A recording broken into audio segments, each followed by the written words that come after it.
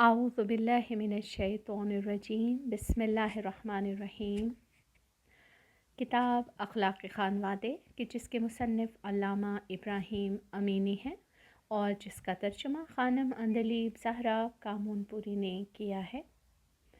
ख़ानदान का अखलाक़, खुशगवार ज़िंदगी के ज़रूरी उसूल। मर्दों के फ़राइज़ में आज बेफ़ायदा शिकवा व शिकायत।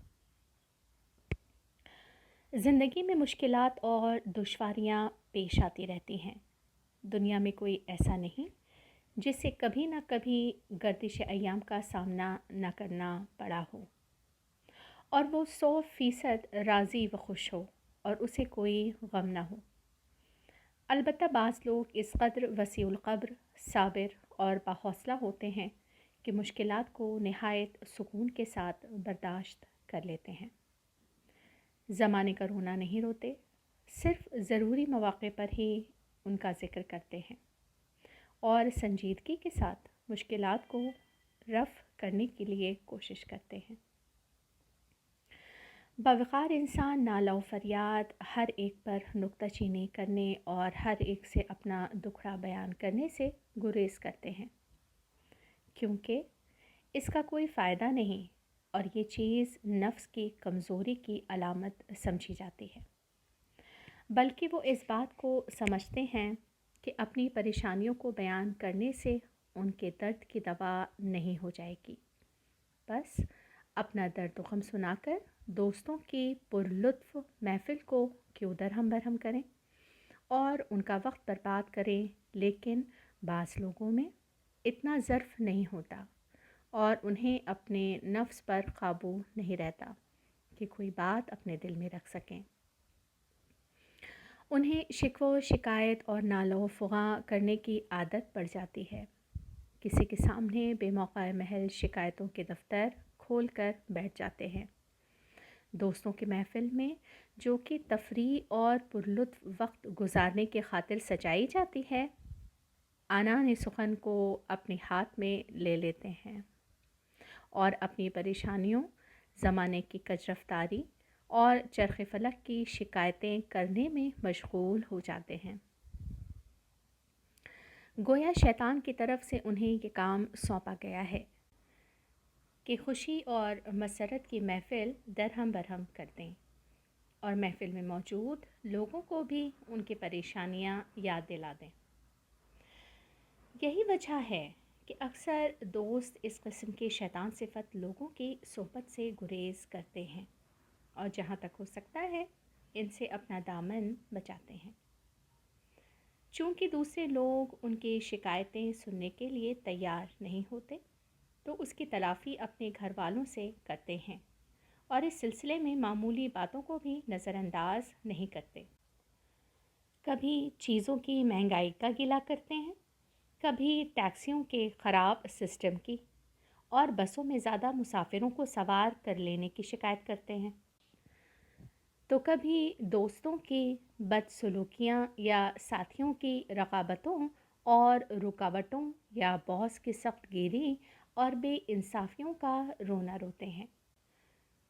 कभी बाज़ार के मंद पड़ने या ख़राब ग्राहकों का, कभी बीमारियों और डॉक्टरों की मोटी मोटी फ़ीसों का या अच्छे डॉक्टरों की कमी का मातम करते हैं। इस किस्म के अफराद होते हैं जिन्हें दुनिया में सिर्फ़ बुराइयां ही बुराइयां नज़र आती हैं। मामूली मामूली नागवार बातों से मुतासिर होकर शिकवा किया करते हैं और घर वालों का भी सुकून और चैन गारत कर देते हैं। इन बेचारों के लिए तो कोई राह फ़रार भी नहीं है, बस जले जाएं और जिए जाएं। बरादरी मोहतरम, इस किस्म की बातों और नालाज़ारियों से सिवाय परेशानी के क्या हासिल? ये किस दर्द की दवा करती हैं? क्यों एक बुरी और बेसूद आदत के सबब अपने ख़ानदान वालों की परेशानी में इजाफ़ा करते हैं? आपकी बीवी सुबह से रात तक घर में कितनी ज़हमतें उठाती है, उसे भी गूनागूं मुश्किलात से दुचार होना पड़ता है। घर के कामों की कसरत और बच्चों के ہنگاموں نے اس کے اعصاب کو تھکا دیا ہے۔ آپ کے بچے بھی اسکول سے یا اپنے کام پر سے تھکے ہارے گھر آتے ہیں۔ سبھی آپ سے اس بات کی توقع رکھتے ہیں کہ آپ گھر آئیں گے تو اپنی پرخلوص گفتگو سے سب کے دلوں کو خوش کر دیں گے۔